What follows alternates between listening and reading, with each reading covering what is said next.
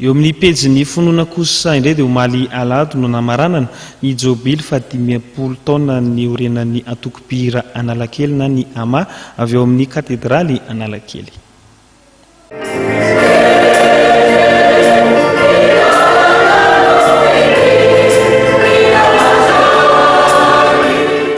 Mikatona tampombo ofisialy omaly ny tao-pakalazana ny 500 taona ny sinina atokopihira Analakely na ama ejanivon'ny FJKM katedraly Analakely naopana tamin'izay indrindra ny fitaom-pivavahana izay nitototsaina omaly tao amin'ity hifiangonana ity.